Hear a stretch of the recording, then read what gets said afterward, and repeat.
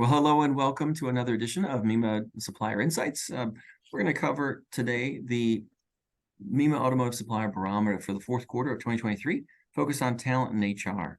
And I am Mike Jackson. I have the pleasure of serving as Executive Director of Strategy and Research here at MEMA. And I'm thrilled to be able to welcome Kathy Gutierrez, Partner, Talent and DE&I Transformations at Deloitte Consulting. Kathy, great to have you with me. Thank you so much, Mike. I'm really excited to be here. I spend a lot of time with our automotive clients, so this is a lot of what I work on. So very excited.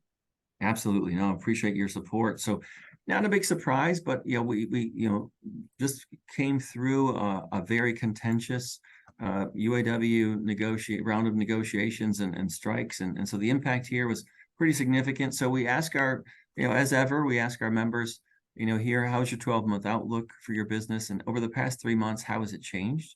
Are you more optimistic, more pessimistic? And then that translates to an index. The index here for the fourth quarter of this year came in at 39. 39 is 11 points below neutral, which is decidedly negative. And that's not a big surprise, I don't think. I mean, there was a lot of uncertainty as a result of the UAW and the strike and the potential impact. And so, a lot of anxiety.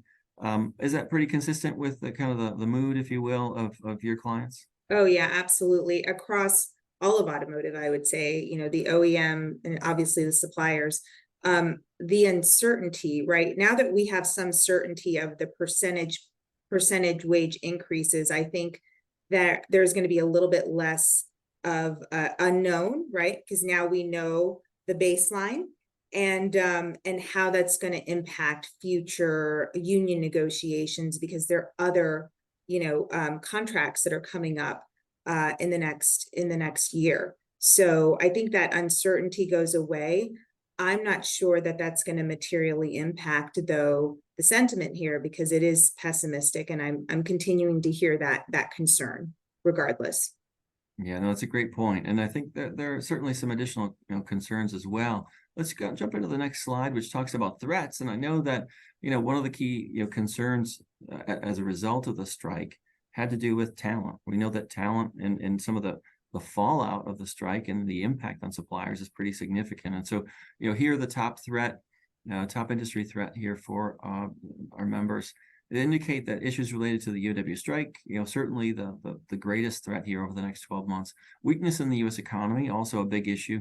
And then labor availability. This is the one that's was a real concern for many, that if they needed to furlough workers, that they were really concerned about their ability to be able to retain those workers and bring them back once the strike was settled. Are you seeing or hearing any, I guess some feedback from your clients on this front? Yes, generally hearing maybe slightly less attrition, but still a lack of labor availability, and a lot of that being filled with contingent workers. So I don't think this goes away in the next 12 months. I think it's going to persist and probably beyond, just because of the labor supply and demand that we have in this country. It's not going to go away. So this will stay. A slight uptick here, as you can see, since August, but still concerning. You're absolutely right. I mean, this is absolutely crucial. And again, obviously, there's more to cover here, but there's additional skills, skilled needs that are changing, and so we'll cover that here.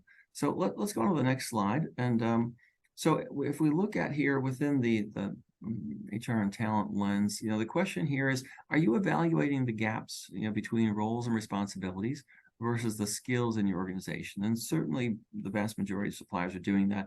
The question is, though, what is the magnitude of each gap? And so what's interesting here is that this gap between roles and responsibilities and skills actually grew pretty significantly from a year ago. A year ago, it was 49%, had either moderate or wide gaps. Now that's 58%. Some thoughts there? Pretty interesting.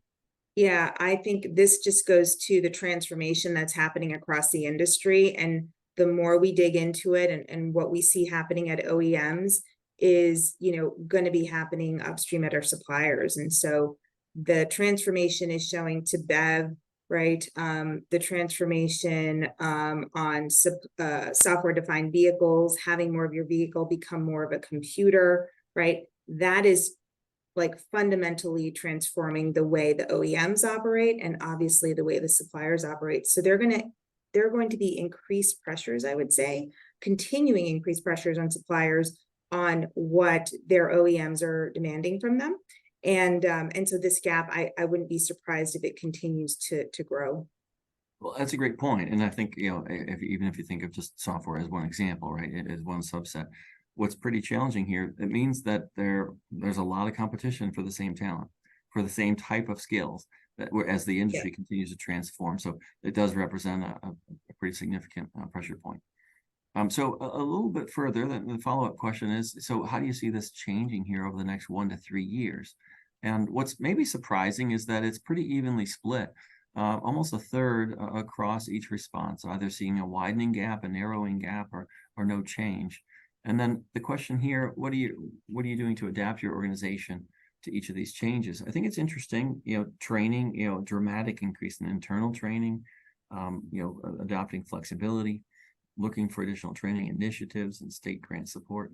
A couple of comments here, though, in terms of automation. Obviously, it has been challenging to find talent, and I think a number of suppliers are augmenting their strategies here, leveraging automation where appropriate to maybe redefine roles to some degree.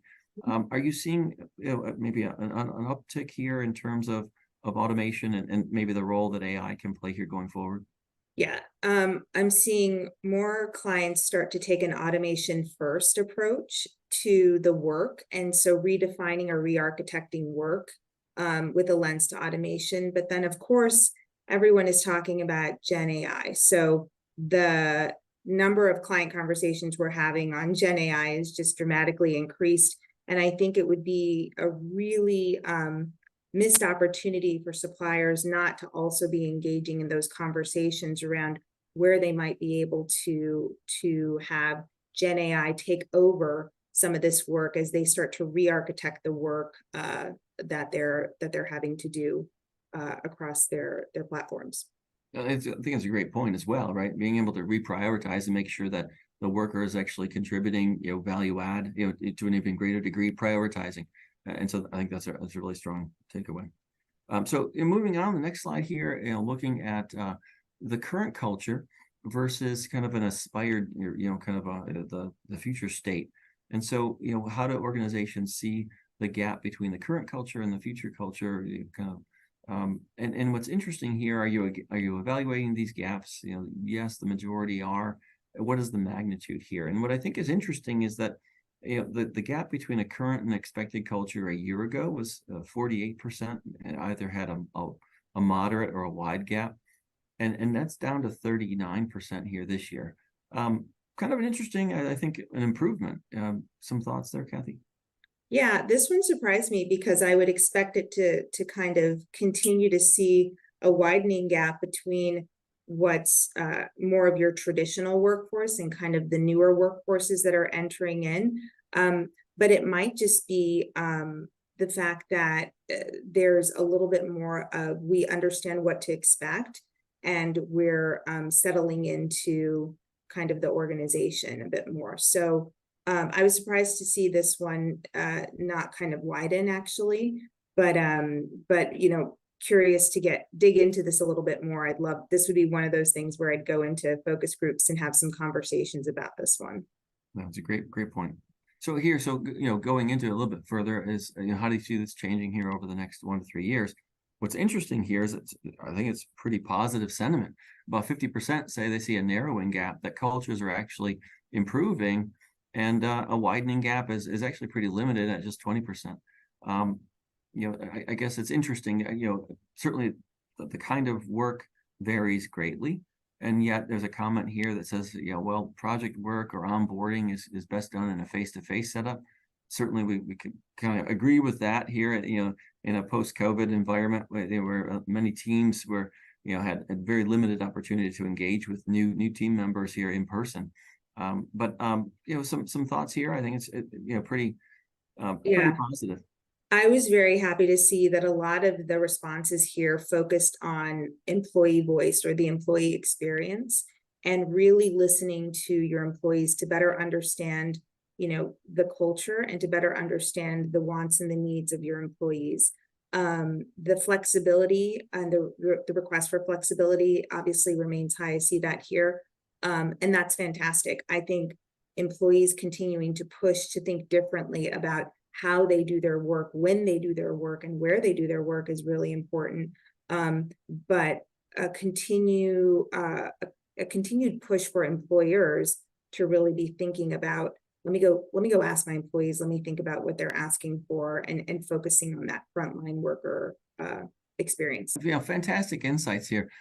Kathy, thank you so much for all of your expertise. And really, it is a dynamic time, and yet there's no question that talent is going to be continue to be even more so here going forward, a competitive differentiator here for our sector, and so we really appreciate your insights.